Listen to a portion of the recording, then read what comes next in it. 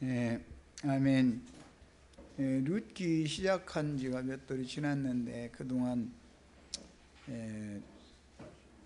흐름을 따라서 빠짐없이 집회에 참여하게 해주신 것도 감사를 드리고, 많은 말씀들을 열어주셔서 하나님께서 영원 전부터 계획하신 구속사를 우리가 깨닫는데 큰 도움을 받고 나의 믿음으로 취하는데 도움이 되었던 것에 대해서 감사를 드립니다. 오늘 이제 룻기를 마감하는 시간을 가질 건데, 룻기에서 기록하고 있는 베레스의 그 계보, 다윗에게까지 흘러가는 이런 계보에 대해서 인상이 더 밝아질 수 있도록 도와주시길 바라고, 우리가 하늘에 기록한 장자들의 계보에 다 들어갈 수 있도록 오늘 모임을 통해서 하나님의 생명책에 농명되는 그 족보 이야기가 얼마나 중요한지, 두 계보가 이렇게 흘러가는 이치를 잘 깨달을 수 있도록 주의 성령께서 집회를 주장하시고 운행하시기를 주의 이름으로 기도합니다. 아멘, 아멘. 룻기를 이번 주 중으로 이제 마감을 하기 위해서 지난 시간에 두 단락을 너무 간략하게 요약해서 말씀을 나눴는데 자료를 해드렸었고, 오늘 또 자료가 한 자료가 더 있어서 너무 많겠다 싶어서 빼고 마지막 18절에서 22절까지 단락만 말씀을 상고하도록 그렇게 자료를 해드렸어요. 자, 본문 말씀은 룻기 4장 18절에서 22절까지니까 같이 읽고 시작합니다. 베레스의 계보는 이러하니라. 베레스는 헤스론을 낳고 헤스론은 람을 낳고 람은 암미나답을 낳았고 암미나답은 나손을 낳았고 나손은 살몬을 낳았고 살몬은 보아스를 낳았고 보아스는 오벳을 낳았고 오벳은 이새를 낳고 이새는 다윗을 낳았더라 했어요. 여기서는 아담의 계보나 또는 아브라함 계보, 이렇게 머리를 아담이나 아브라함으로 잡지 않고 유다가 그 며느리 다말에게서 낳은 그 쌍태 중의 한 사람인 베레스를 머리로 삼는 계보를 특별하게 기록을 했어요. 그리고 낳고 죽은 이야기가 기록이 안 된 것이 특징이죠. 여기 난 얘기만, 죽었다는 말은 없잖아요. 성경이 이제 기록을 할 때는 어떤 의도를 가지고 기록하는 거기 때문에, 어디에서는 아담을 머리로 이렇게 삼는 족보가 있고 어디에서는 아브라함을 머리로 삼는 족보가 나와요. 그리고 아담을 머리로 삼는 족보 이야기 보면 다 몇 세를 살다가 뭐 자식을 낳다가 죽었다, 다 이렇게 기록이 되죠. 그런데 이 베레스의 계보를 특별히 잘라서 다윗까지 이렇게 기록할 때는 죽음을 기록하지 않고 있어요. 이제 여기에 이제 기록된 이 족보 속에는 특히 살몬의 아들인 보아스의 어머니가 누구죠? 여리고 성의 기녀였던 라합이라는 사람이었죠. 베레스의 어머니는 정통으로 하자면 유다의 아내가 아니고 자부했던 사람이죠. 다말이라는 여자였어요. 그 다음에 당연히 오벳의 어머니는 모압 여자 룻입니다. 그 다음에 이새의 아내는 다윗 왕은 이새의 8아들 중에 8번째 아들인데, 본처는 7아들을 낳았고 다른 데에서 다른 남자에게서 자식을 낳았다가 이새에게로 재혼을 한 그 어머니가 다윗을 낳았어요. 이새는 전체는 아들이 8로 되어 있지만 실제로는 본처가 7을 낳고 후처가 지금 다윗을 낳은 거예요.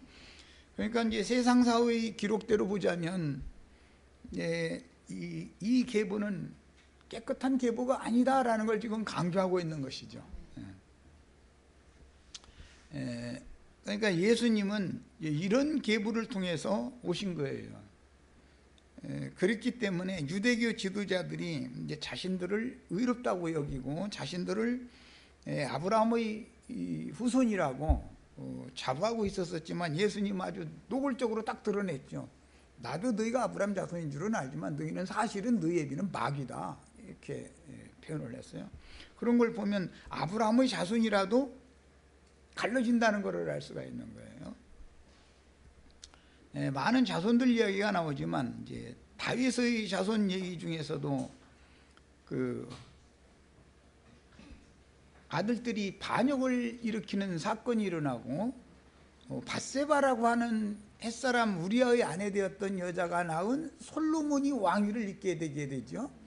그래서 흔히 이제 기성 교계에서는 이런 문제를 너무 소홀히 다루고 있는데 우리의 메시아 구원자 예수 그리스도는 세상 사람들이 윤리 도덕적으로 판단할 때 깨끗하다고 판단하는 그런 계보에서 오시는 분이 아니다라는 걸 알아야 돼요. 이것을 여기서는 감춰놓고 있지만 나처럼 이렇게 설명을 하지를 않죠. 그렇지만 이제 그런 것을 의도적으로 감춰놓고 기록을 하는 거예요. 그리고 누구를 머리로 삼느냐? 믿음의 이제 조상 대부분은 아브라함을 머리로 삼는 기록이 이제 신약복음 마태복음에 나오기 때문에 아담을 머리로 삼는 경우, 그 다음에 아브라함을 머리로 삼는 경우는 대부분 많이 익숙하지만 베레스를 머리로 삼는 그 족보의 계보에 대해서는 잘 이해를 못하고 있어요. 그래서 오늘은 이제 이런 점을 소상히 살펴볼 겁니다. 족보 이야기가 성경에는 제일 중요합니다. 족보는 성경의 뼈대죠. 그 족보 이야기에다가 살을 붙여놓은 거예요. 뼈에다가 살을 붙여놓은 것이 예수님이잖아요. 예수님은 뼈 중에 뼈고 살 중에 살이 되는 분이죠. 뼈와 살이 이렇게 합쳐져 있어 인자 예수, 사람들이 이렇게 말하지만 그것은 두 족보가 합쳐져 있는 분이다. 성경 전권을 이룬 한 분은 그분이다, 이것을 말하는 거예요.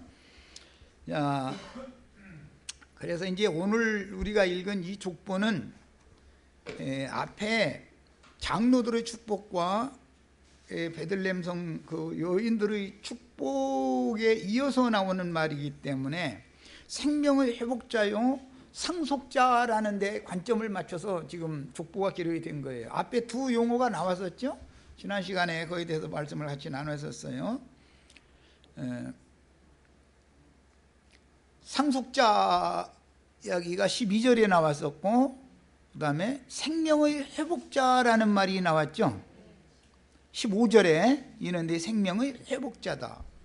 이 두 가지 중요한 축복의 요점, 장로들의 축복은 상속자에 초점이 맞춰져 있었고 베들레헴 성읍의 여인들의 축복은 생명의 회복자라고 하는 데 초점이 맞춰 있었어요. 그래서 이 두 가지의 축복의 근거에서 그 두 가지의 축복을 세상 죄인들에게 가져와서 그 룻과 보아스가 받은 그 룻과 보아스의 아들 오벳이 받은 그 축복을 우리에게 전해줄 분은 누구냐, 이것을 말하는데 목적이 맞춰져 있고 그 계보에 맞춰서 이 족보가 기록이 된 거예요. 성경은 늘 흐름이 있기 때문에 이런 관점을 잘 파악하고 이해를 해가면서 이제 읽어야 됩니다. 그래서 베레스의 이 계보, 지난번 번역엔 세계라고 그랬는데 그건 이제 흔히 세상에서는 족보라고 그러지 않고 그건 가족의 계보만을 말할 때 족보라고 그러지만 세보라고 그러죠. 세대, 조상 세대, 대대로 이렇게 이런 조상의 머리 되는 조상은 이분이고 그분을 통해서 이렇게 가지들이 흘러나왔고 본류는 누구고 뭐 이렇게 해서 대수를 따지죠. 그래서 세대라고 그러는 거예요. 그런데 오늘 이번 번역에서는 계보라고 그랬는데 원은 계대라고 해야 맞는 거죠. 계대라야 맞는 거죠. 의미는 충분히 이해하셨죠? 이 계보라는 말은 세대라는 말과 족보, 그 보계, 계열, 그것을 합친 용어인 거예요. 자, 그래서 이 족보는 생명의 회복과 상속권자의 노선을 의도적으로 기록한다. 첫째는 장로들은 상속자를 낳게 해주는 축복을 말했죠. 12절에. 그러니까 이 족보에 들어가야만 하나님 나라의 후사가 된다. 신약의 용어는 후사라고 그랬는데 상속자가 된다. 이들의 모임을 일러서 하늘에 기록한 장자들의 총회, 이렇게 기록이 된 거예요. 이제 세상 교계에서는 장자들의 총회라는 교회가 있는지도 몰라요. 그냥 무슨 장로교회냐 침례교회냐 이런 식으로 막 가르쳐버리기 때문에 성경의 의도가 완전히 덮이고 가려져 버리는 것이죠. 주님께서 아시아에 7 교회를 세웠지만 그 중에서도 이기는 자들을 빼내가지고 오는 세상의 상속자, 하나님의 아들의 나라를 상속할 사람들만을 별도로 모아놓는 총회가 있는데 그것이 하늘에 기록된 장자들의 총회라는 거예요. 우리는 여기에 들어가는 걸 추구하는 거예요. 이제 내가 이해를 돕기 위해서 가끔 그런 얘기를 하는데, 대학에 붙기만 해도 감사하다 이렇게 하고 공부를 하면은 떨어질 확률이 많다. 기왕 붙어도 나는 서울대학교에 들어가겠다. 그 서울대학교에 들어가도 장학생으로 난 들어가겠다. 이렇게 하고 공부를 하면은 최하로 잘못돼도 대학교에 붙는 것은 그건 무조건 통과하게 돼 있는 거예요. 그거는 신앙생활을 해도 표대를 잘 설정을 잘 하고 신앙생활을 해야 돼요. 이제 기성교계식으로 믿는 자 천당, 불신자 지옥 이런 식으로 가르쳐 놔 버리면은 지옥 자식이 될 확률이 더 많죠. 그렇잖아요? 천국 자식이 되는 것보다도 지옥 자식이 될 확률이 많아요. 천국에 들어간 산자들을 다스리는 자가 되는 것을 목표로 신앙생활을 해야 된단 말이야. 죽은 자들을 다스리는 게 아니라 모든 이스라엘 12지파를 다스리는 권세를 받는 거예요. 모든 생물을 다스리는 거예요. 그런 이상이 필요해요. 그러다 보니까 이제 세속교계의 신앙생활과 당연히 다르죠. 교회 생활이 목표가 다르니까.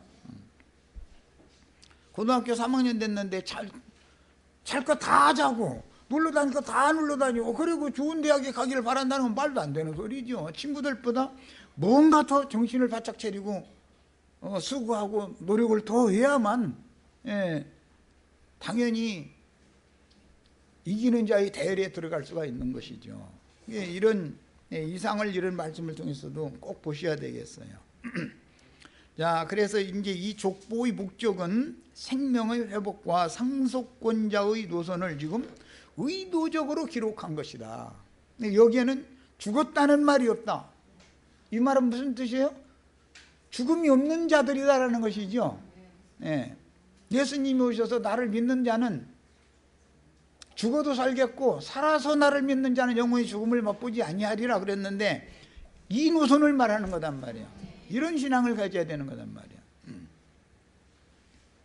자, 그 다음에 아담이나 아브라함을 머리로 기록하지 않고 유다와 다말 사이에서 난 베레스를 머리로 기록을 하였는데 이 족보는 혈통적으로 인자 예수의 계보다.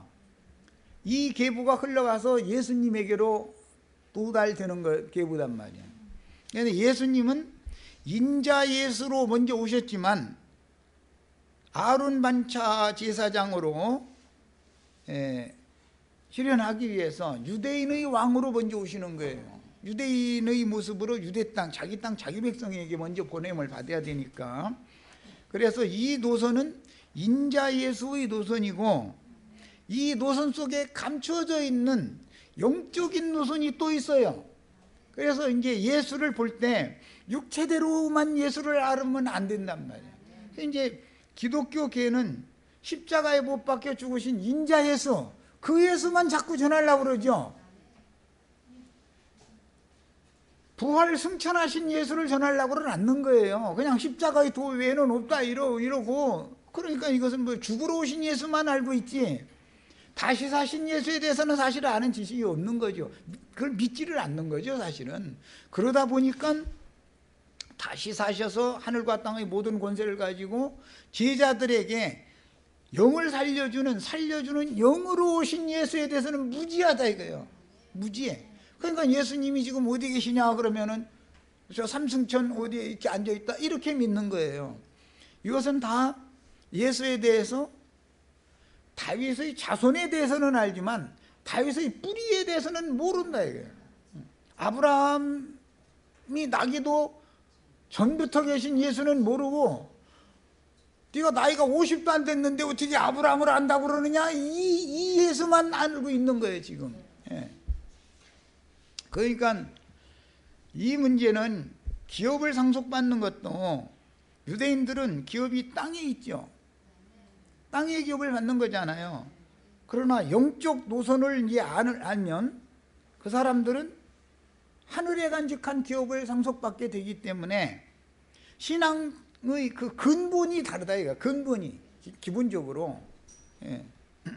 땅에 하나님 나라를 잡고 땅에 세우는 나라를 추구하는 사람과 하늘에 준비해 두신 한 성에 들어가는 아브라함과 그 자손들을 위해서 하늘에 준비하신 한 성에 들어가서 하늘에 간직한 기업을 상속받는 신앙 노선이 다르다라는 것에 대해서는 명확하게 이게 갈라지셔야 되겠어요. 예. 가인이 사실은 마귀 자식이 아니고 육신적으로 보자면 아브람 자식이죠. 그런데 그 가인과 가인의 길에 행하는 자들을 예수님은 마귀 자식이라고 그러지 않아요? 이것은 다 예수님이 볼 때는 혈연적인 아버지가 누구냐 어머니가 누구냐 이걸 보는 게 아니라 그 영을 본다 이거. 그 신앙의 중심을 본다 그런 말이야. 이게 가인은 뱀의 말에 미혹당했던 아담과 하와가 난 맏아들은 가인이었단 말이야. 그 다음에 구속의 짐승 가죽으로 옷을 입혀준 이후에 낳은 자식이 아벨인데 아벨을 가인이 죽이니까 아벨 대신에 셋을 아담의 130세 되었을 때 다시 주셨단 말이야. 그래서 인자 예수는 아벨로 상징이 되어졌고 살려주는 영이 되신 예수는 셋으로 상징이 됐기 때문에 가인의 길에 행하는 자들은 아벨을 죽인 것과 같이 예수님의 제자들인 사도들을 증인들을 박해하고 죽여서 그 수를 채우게 피의 양을 채우게 돼 있는 것이다. 이 노선이 이렇게 딱 갈라지는 거예요. 이 뱀의 후손과 여자의 후손 이 노선에 대해서 오늘 이런 말씀을 통해서 족보 이야기가 얼마나 중요한지 이거에 대한 이해를 꼭 하시기를 바라요. 자, 혈통적인 이스라엘 중에서도 다 아브라함 자손인 것 같지만 그게 아니고 아브라함 자손이지만 마귀 자식들일 수가 있고 똑같은 아브라함 자손이지만 예수님의 계보에 흘러가는 사람들일 수가 있죠. 이게 나눠지는 것이란 말이에요. 예수님도 아브라함과 다윗의 자손이죠. 혈통적으로 보자면. 그러나 예수님의 아버지와 유대교인들의 아버지가 달랐다는 거예요. 이것은 영적으로 본단 말이에요. 그들의 신앙 중심이 그런 자가 누구냐 이걸 본단 말이에요. 그러니까 성경을 볼 때는 이런 눈이 나에 열려야 되는 거예요. 이게 안 열리면은 자꾸 혼동을 안 할 수가 없어요. 성경 읽다면 이 말이 그 말 같고 이 말도 그 말 같고 자꾸 이게 왜 그러느냐. 이게 갈라지지 않기 때문에 그래요. 우리는 성도들을 바라볼 때도 사람을 외모로 판단하면 안 돼요. 그 사람의 중심 속에 어떠한 신이 함께 하느냐가 중요한 거예요. 제일 중요한 거예요. 이걸 볼 줄 알아야 돼.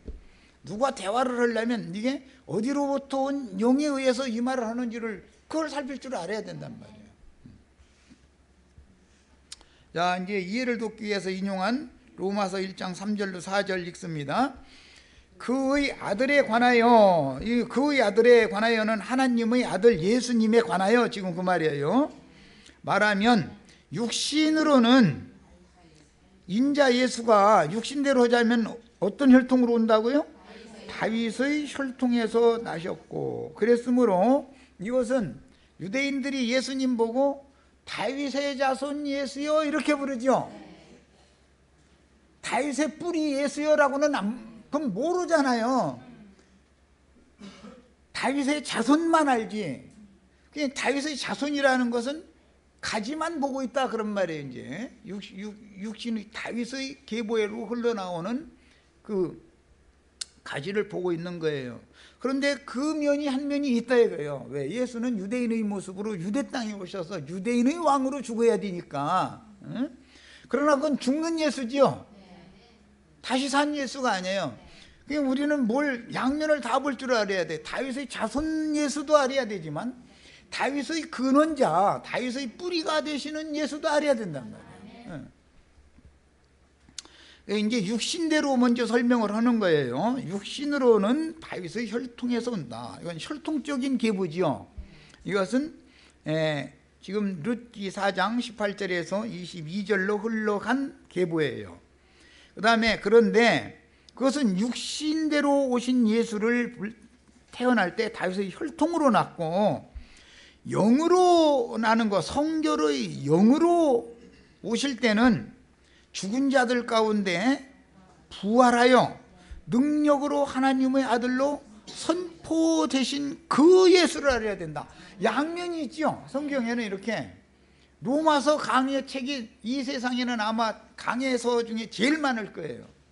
로마서 강해를 너무 잘하는 목사님들이 그렇게 많아요. 그런데 로마서 시작 말씀 자체를 이해를 못하고 있어요. 이것을 강의한 사람이 없어요. 엄연하게 성경이 이렇게 두 노선을 딱 제시하고 있는데 이게 어디에서 인용하는 말인지도 몰라요. 이 말은 룻기 지금 4장 18절에서 22절 여기서 인용하는 말이에요. 사도행전 13장 13절 읽겠습니다. 예수님이 인자 예수로 오실 때는 여자가 나왔죠. 처녀 마리아가 낳았잖아요. 그때는 인자 예수였죠. 사람이신 예수였죠. 그 예수는 유대인의 모습으로 유대 땅에 오셔서 유대인들에게 전도를 하시고 유대인의 왕으로 죽으러 온 거예요. 유대인의 왕이에요. 예수님은 온 인류의 왕이 아니에요. 땅의 모든 왕족들 중의 머리로 예수님이 오셔야 되잖아요. 그분이 그래야 예수님이죠. 진짜 예수님이죠. 네. 예수님 죽일 때 죄표에 뭐라고 써붙였다 했어요? 유대인의 왕 예수. 그런데 유대인들은 그것도 싫어. 그것도 유대인의 왕 예수라고 하는 죄표를 바꾸라고 그러잖아요. 자꾸 죄인 예수라고 써붙이기를 바라는 것이죠. 그러니까 알고 보면 로마 총독인 빌라도만 또 계시가 없는 거죠. 빌라도는 유대인의 왕으로 오신 예수라고, 예, 그 유대인들을 꺾어놓으려고 그렇게 한 거예요. 일부러. 예.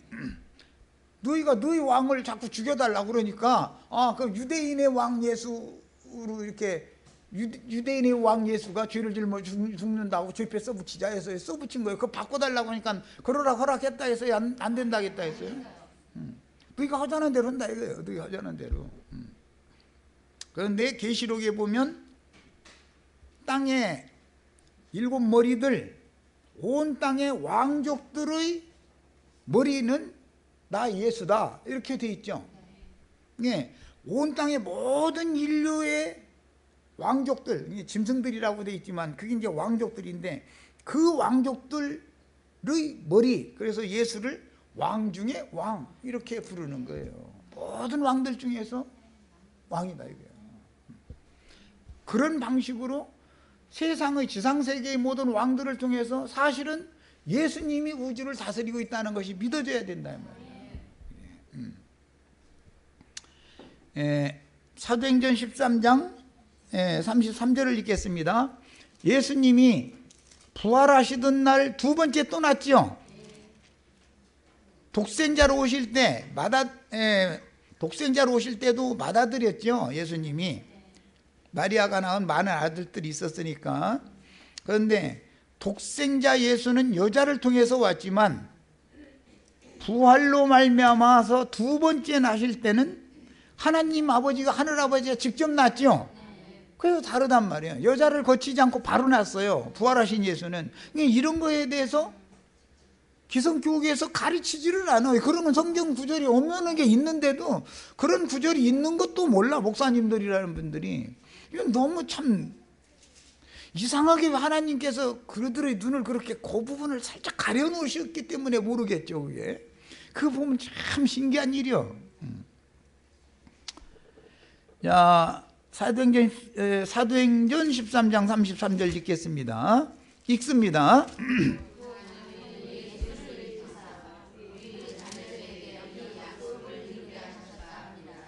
자, 곧 하나님이 예수를 일으키사, 이건 부활이지요. 우리 자녀들에게, 우리 자녀들은 부활의 자녀들을 말하는 거예요. 이 약속을 이루게 하셨다. 이미 이게 언약된 거다 이거예요. 구약 성경에 예수님이 부활하실 것이 예언되었다. 육신으로 오신 예수는 구속을 위해 죽고 그 다음에 생명을 모든 죽은 자들을 살려주기 위해서는 부활로 말미암아 살려주는 영이 되셔서 재림하셔야 된다라는 것에 대해서는 이미 구약 성경에 암암리에 다 이게 예언이 되어 있는 것이다. 이게 약속이다 이거예요. 그 요엘 선지자가 이 약속을 더 정확하게 설명을 했죠. 말세의 예언에 대해서. 이 약속을 우리 자녀들에게 이루게 하셨다 함이라. 시편 2째 편에 기록한 바와 같이 너는 내 아들이라. 오늘, 이 오늘이라는 게 어떤 날이에요? 부활하신 날이죠. 예수님이 부활하시던 날. 기독교계는 지금 아기 예수가 오신 날, 크리스마스 날 지금 계속 12월 25일이라고 잔치해주고 있죠. 생일잔치. 그게 가짜예요? 진짜예요? 가짜예요. 얼마나 어리석은 예수가 아니라 어리석게 예수를 믿고 있는지 알 수 있죠. 전부 게 사탄의 속임이에요. 인자 예수가 12월 25일 날 태어난 것도 아니고, 그럼 날짜가 맞냐 안 맞냐가 중요한 게 아니고, 죽으러 오신 예수에 대해서는 그렇게 열심을 내고 전도를 한다고 하는데, 살려주러 오시는 예수에 대해서 물어보면은 예수님이 죽고 저기 삼층천 어디 앉아있다 이러지, 지금 내 안에 오셔서 나의 죽은 심령을 살려주셔가지고 내 안에 지금 임재 살아계신다 이렇게는 안 믿는다 이거예요. 그래 하면서 에녹이 65세 때부터 죽는 날 365세가 될 때까지 하나님과 동행했다. 이제 그래서 그는 죽음을 후지 않고 데려가셨다. 세상에서는 다시 보이지 않았다. 이제 이랬는데, 주님과 동행하려면, 하나님과 동행하려면 어떻게 해야 돼요? 저기 삼층천에 하나님이 앉아 계셔야 돼요. 내 안에 들어오셔서 나와 함께 현재 살아 계셔야 돼요. 내가 밥 먹는 거 예수님과 같이 먹는 거죠. 내가 물 마시는 것도 예수님과 같이 마시는 것이죠. 바울 사도는 이거에 대해서 너무나 정확했기 때문에 우리가 먹고 마시는 거 모든 게 주의 영광을 위해서 하는 거다. 나는 내 안에 사신 이는 주님 예수 그리스도 그분 자신이다. 이것을 가르치는 거예요. 이게 신약 복음이에요.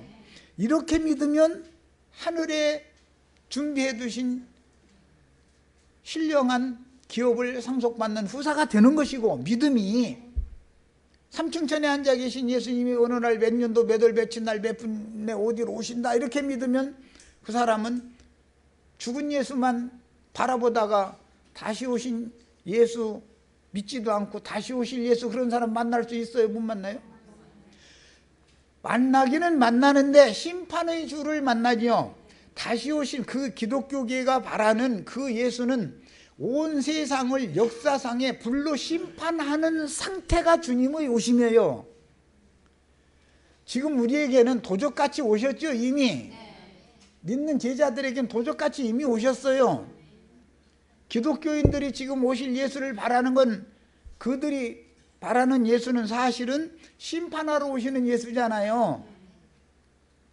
바다와 땅에 불대접이 쏟아 부어지면 그게 주님, 그들이 바라는 주님이 오심이다. 이거 심판주로 오시는 상태는 역사상에 온 인류를 심판해야 되니까, 불신 세계를 그렇게 심판주로 지금 오시는 그 상태가 주님의 오심이다. 이거 세상 사람들에게 심판의 주로 오시는 거예요. 우리는 구원의 주로 오실 때 도적같이 오셔서 우리를 구원하셨죠. 이미 그리고 우리와 함께 살아계시기 때문에 내 안에 사시는 이는 나를 구원하신 그분 자신이 내 안에 현재 살아계시다 이거예요.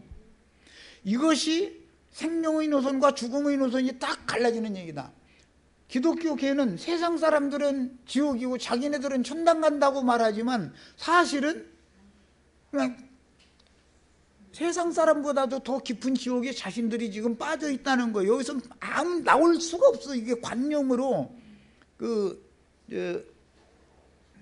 철장문이, 감옥문이 완전히 딱 잠겨가지고 굳어져 있기 때문에 그 자물쇠를 풀 수가 없어. 이 사람들에게 말씀으로나 이걸 푸는 건데, 말씀으로 아무리 증거를 해도 그 사람들은 들을 기가 없는 거예요.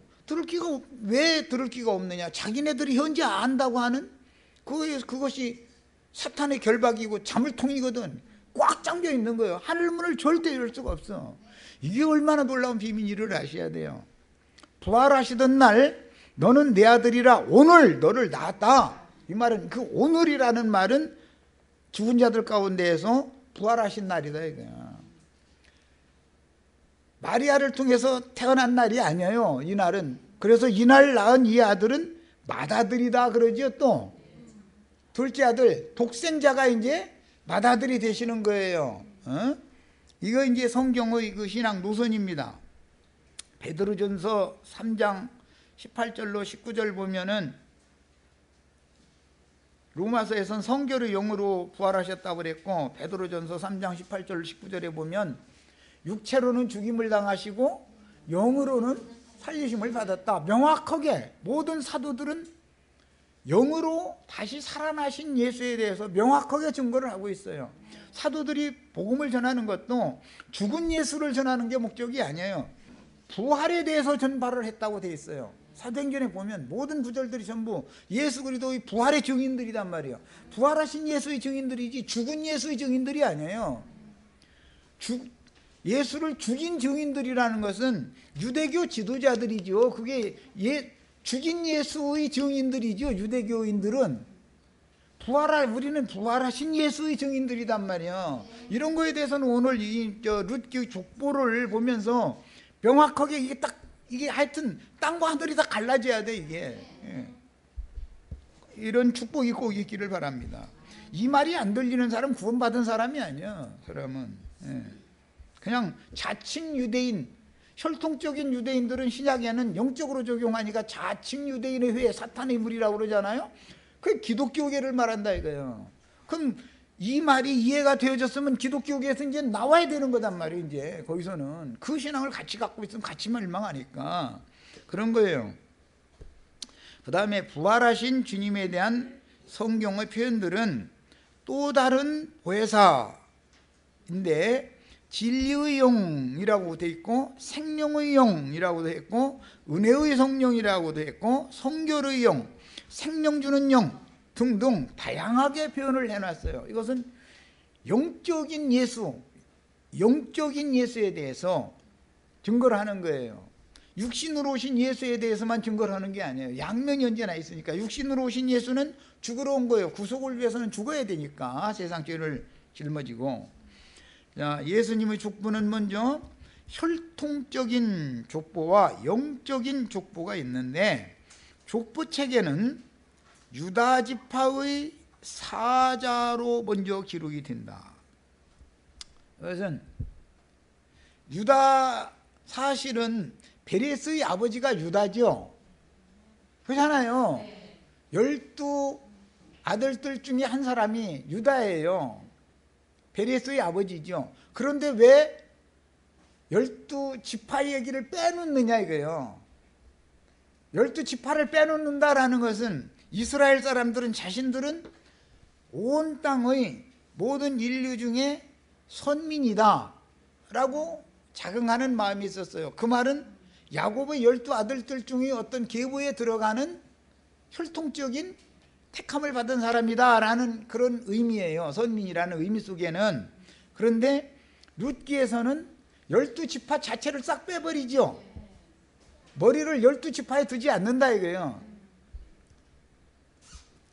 베레스부터 시작을 해요. 머리를. 그 계보가 신약에 오면 예수님에게 이루어지고 예수 그리스도를 통해서 12사도로 이어지기 때문에 12지파로 말미암는 이스라엘 나라는 망할 것이 이미 구약 성경에 이미 암시가 되어 있는 거다 이런 말이야. 그것은 완전한 영원한 나라가 아닌 거예요. 12지파를 자랑해 갖고는 안 되는 것이죠. 이러니지도 몰라가면서 이만희 씨는 자기가 자기 마음에 드는 사람 12명 뽑아가지고 지파장 이렇게 당신들은 죽지도 않고 이제 자기랑 같이 이제 영생한다 그랬는데 지파장으로 위임받은 사람들 몇 사람 죽었다더만.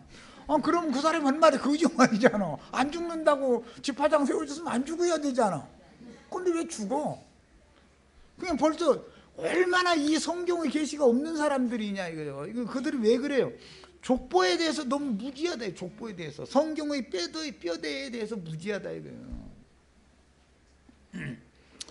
자, 그 다음에 영적인 족보책은 어린 양의 생명책이다 그러지요. 어린 양의 생명책이라는 것은 혈통으로 기록하지 않는다 이거야. 그 믿음의 근원이 어디에 두고 있느냐로 본다 이런 말이에요. 영적인 어린 양의 생명책에 내 이름이 기록이 되려면 나의 믿음이 위로부터 온 믿음이냐, 마귀도 믿음을 넣어주죠. 예수님만 믿음을 넣어주는 게 아니에요. 성령만 믿음을 주시는 게 아니에요. 마귀도 믿음을 줘요. 그런데 그 믿음이 다른 믿음이라 하는 것이지. 다른 믿음.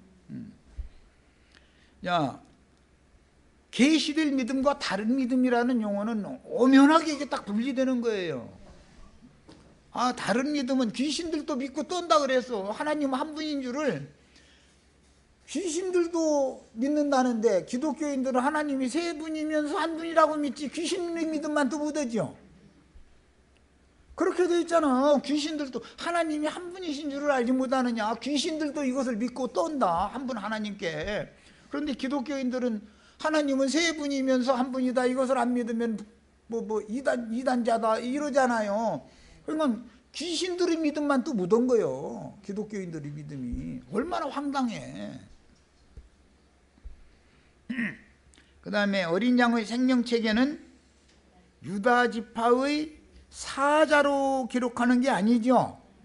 영적 계보는 유대 지파의 뿌리로 기록을 하기 때문에 장자권을 따라서 머리라는 건 이제 장자권자라는 말인데 그 세대의 장자권자가 누구냐 이게 다음 세대의 장자권자는 누구에게로 족보가 계보가 이어져 가느냐 이제 이건데 혈통적인 계보가 있고 영적인 계보가 암암리에 이렇게 감춰져 있다 이런 말이에요. 있는데 장자권, 영적 장자권의 계보는 요셉의 계보로 흘러가는 것이지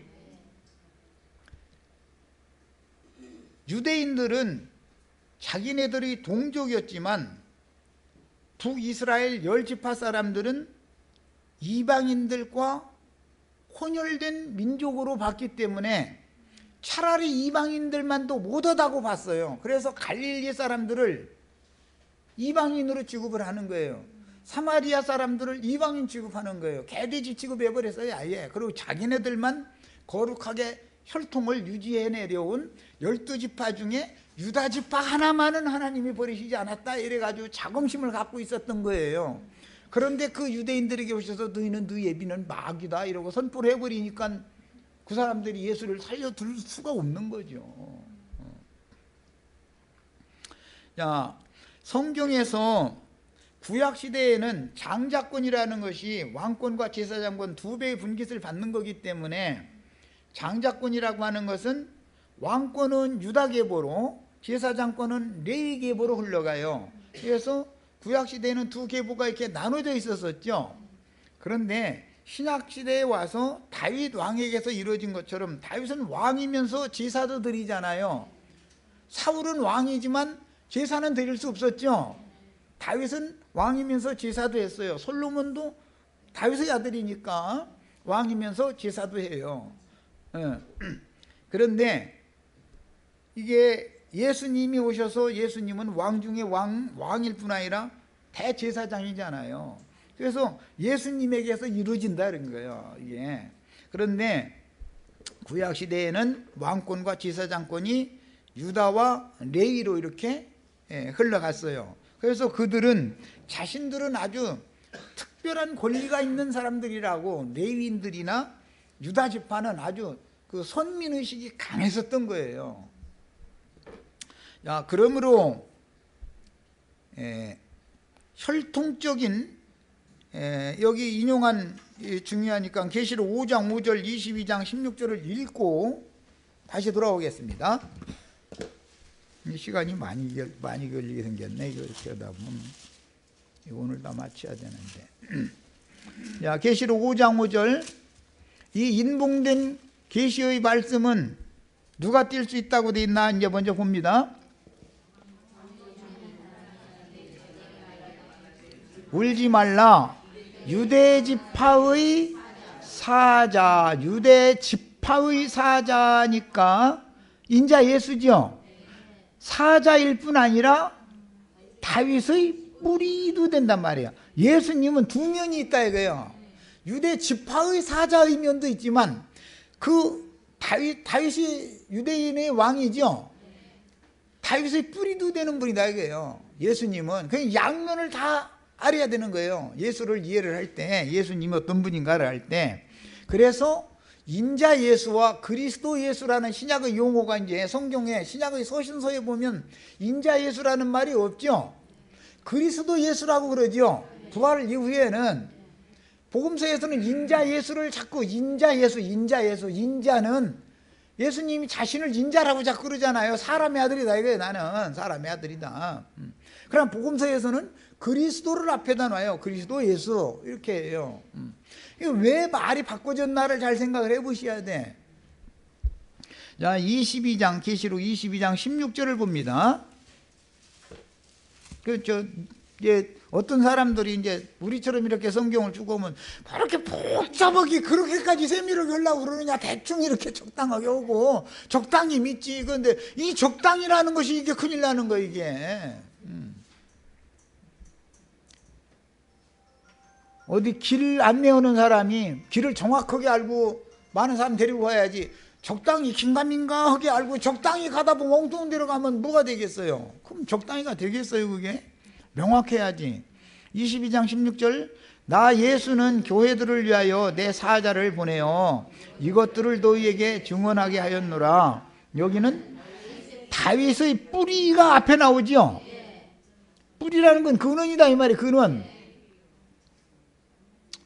다윗의 신앙을 말하는 거예요. 뿌리라고 말하는 건 혈통을 말하는 게 아니고 다윗의 여긴 영적인 거다. 뿌리 얘기가 나오면 영적인 거다 이거요. 신앙. 뿌리요. 그 다음에 자손이니, 자손이라는 것은 가지죠. 네. 이사야 선지자가 두 가지를 다 예언을 했어요. 때가 되면 다윗을 염두에 두고 그 혈통 중에서 연한 가지가 올라오고 새순을 내는 때가 온다. 그게 무화과의 비유로 이제 실현이 되는 거예요. 자, 뿌리일 뿐 아니라 자손도 겨요. 그런데 유대인들은 예수님을 부를 때 다윗의 자손 예수여 꼭 이렇게 불렀죠. 다윗의 뿌리 예수여라고는 안 불러요. 그들은 그 면에서는 몰랐다 이거예요. 너무 모르는 거예요. 왜? 혈통적인 그 족보만 알고 있으니까. 곧 광명한 새벽 별이니라 이렇게 했어요. 예수님은 족보가 두 족보가 있어요. 한 족보는 가지 계보가 있고 한 족보는 뿌리 계보가 있어요. 뿌리는 아담 이후로 하나님이죠. 하나님이 뿌리잖아요. 근원은 사실은. 물론 다윗도 근원으로 올라가면 하나님이에요. 그렇지만 족보로 기록할 때는 혈통을 기록해야 되기 때문에 혈통으로 따라서 기록할 때는 유대인의 모습으로 유대 땅에 오셔야 되니까 유대 지파의 사자 이렇게 기록하고, 혈통으로 기록할 때는 그분은 부활이요 생명이신 하나님 자신이다라는 걸 기록할 때는 다윗과 아브라함의 뿌리라고 기록한다. 뿌리와 가지인지 잘 아셨죠? 뿌리가 없으면 가지는 소용없죠? 네, 뿌리가 제일 중요한 거예요. 뿌리가. 야, 그러므로 혈통적인 아브라함, 이삭, 야곱의 자손들은 아브라함과 다윗의 자손으로 오신 인자 예수님을 만나서 저를 주와 그리스도로 영접을 해야만 구원을 얻습니다. 왜? 자기 땅 자기 백성들을 구원하러 오셨으니까. 먼저는 이방인에게 먼저 보냄 받은 게 아니죠. 자기 땅 자기 백성에게 보냄을 받아서 구원의 말씀을 전파를 하니까 그분을 믿어야 구원을 받는 거예요. 인자로 오셨던 예수를. 그런데 배척한 사람들이 더 많았다 이거예요. 유대인들 중에는 믿은 자가 많지 않았죠. 자, 그 다음에 중요한 것은 이제 아브라함의 영적 후손들이라면 이스라엘의 장자권자인 요셉 계보에 들어가야 되기 때문에, 요셉은 애굽에서 죽었지만 장사는 어디가 장사되죠? 가나안 땅의 요셉의 두 아들 므낫세와 에브라임에게 준 두 분깃의 중간지대에 있는 그 산에다가 요셉의 해골을 장사를 하죠. 야, 이건 상징이다. 요셉이, 예수님이 세상에 오셔서 죽었지만 그 영혼은 하늘로 올라가서 하나님 품에 잠들었다. 상징이단 말이에요. 그래서 영적 장자권자를 계속 기록을 할 때는 요셉의 해골로 상징되어진 이스라엘의 장자권자 요셉의 계보로 기록이 되어져야 되는 것이다. 그래서 이제 이게 역대상 같이 읽습니다. 인용한 말씀을 5장 1절로 2절, 이스라엘의 족보책은 역대상에 나오죠. 이스라엘의 장자 루벤이 맏아들이죠. 어머니는 누구죠? 레아지. 뭐 이렇게 생각을 했어. 요셉의 어머니는 누구예요? 라헬이에요. 자, 이제 어머니가 갈라지는 거예요. 어머니가. 레아의 아들 루벤이 장자권을 이어가지 못한다. 지금 그 얘기하는 거예요. 라헬의 아들 요셉이 장자권을 이어가는 거다. 이제 이 얘기 하려는 거예요. 자, 루벤의 아들들은 이러하니라. 루벤은 장자라도, 기력의 시작이, 야곱의 기력의 시작이 루벤이었죠. 그의 아버지의 침상을 더럽혔으므로 장자의 명분이 이스라엘의 아들 요셉 자손에게로 돌아가서 족보에 장자의 명분대로 누가 기록되지 못해요? 루벤은 기록되지 못한 것이다. 이랬단 말이야. 루벤은 족보책에 장자의 계보에 들어가지 못해. 그러니까 히브리서 12장 22절로 24절에 하늘에 기록된 장자들의 종회에는 육적인 장자였던 르벤과 나머지 아들들이 들어가 못 들어가? 못 들어가. 요셉 계보에 들어가야만 거기에 들어가, 이 얘기예요. 자, 일단은 첫 시간 여기까지 하겠습니다. 지금 내가 이 첫 시간 한 말을, 이 말이 이해가 안 되면 이 룻기 끝난 다음에 이제 마태복음으로 이어갈 건데, 거기 족보부터 시작되죠. 성경을 읽을 때 족보를 모르면 그 사람은 구원받은 사람이 아니에요. 사실은 혼미한 사람이지. 예.